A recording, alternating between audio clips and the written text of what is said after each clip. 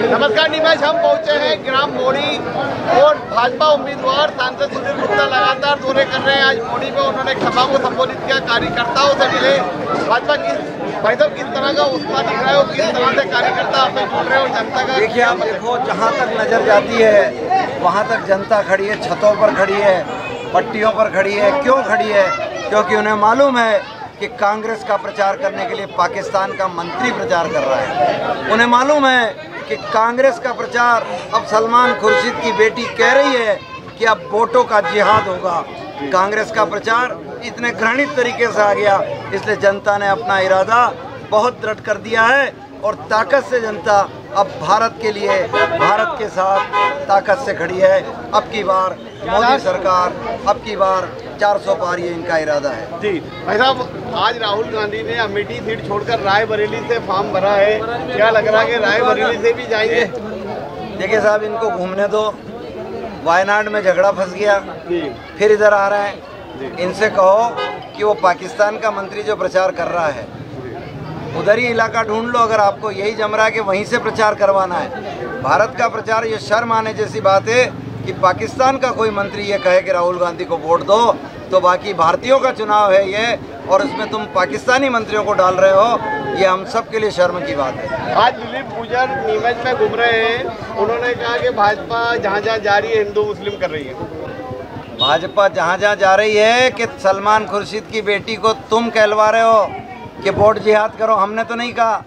पाकिस्तान के मंत्री को तुम कहलवा रहे हो, क्योंकि तुम्हारे इरादे साफ समझ में आ रहे हैं। तुम्हें बाकी लोग कोई वोट दे नहीं रहा है, इसलिए तुम कोशिश कर रहे हो कि तुमको उन लोगों के वोट मिल जाए।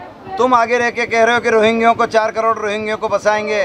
तुमने कहा है कि विरासत कर लगाकर भारतीयों की संपत्तियों में से 55% पैसा लेकर, और पहला हक रियासत में, पहला हक देश में मुसलमानों को देने की वकालत तुम्हारे मनमोहन सिंह कर रहे हैं, और तुम रोहिंग्याओं को बसाकर हमारे किसानों की ज़मीनें हड़पने का षड्यंत्र कर रहे हो। दिलीप गुजर यह भी कह रहे हैं कि अगर हमारी सरकार आई या वो सांसद बने तो वे CPS सिस्टम को ख़त्म कर देंगे और केवल एक ही नीति रखेंगे, चीरा लगाने वाली। बहुत अच्छा। मेरे को भाई दिलीप, सुन रहे हो तो सुन लो। एक काम करो, तुम तो दिग्विजय सिंह से और राहुल गांधी से दस्तखत करा के अभी कागज ले आओ। तुम्हारे ये दोनों नेता से पूछ लो पहले, और मीनाक्षी से घोषणा करवा दो। पहले वाली घोषणा मीनाक्षी से पूरी नहीं हुई पट्टा देने की, तो मीनाक्षी बहन से कहलवा दो कि पहली घोषणा तो पूरी नहीं हुई है, इस दिलीप दादा वाली घोषणा हम पूरी करेंगे। जी जी।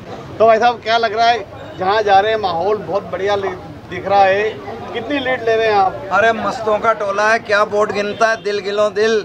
इन सब के चेहरे देखो क्या खिलखिला रहे हैं, और जो कांग्रेस छोड़ रहा है उस उमराव सिंह गुर्जर जी को देखो, और उस हरदीप भाई डंग को देखो, क्या हनुमान चालीसा गा रहे हैं। पहले तो कांग्रेसियों ने गला दबा के रखा था, अभी तो गले खुल गए हैं सब।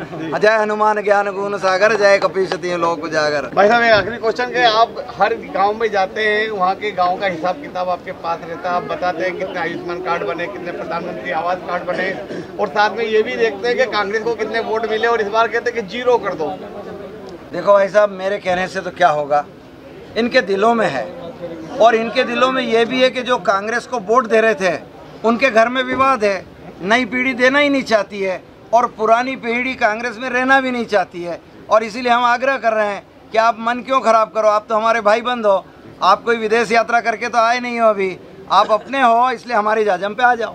जी जी। तो लग रहा है आप जिन गाँव में जा रहे हैं लोग कांग्रेस छोड़ के भाजपा में आ रहे हैं। आप देखो, ठप्पे से देखो, आप चारों तरफ देखो, आपका कैमरा घुमाओ जरा, सबके चेहरे पढ़ो जरा आप।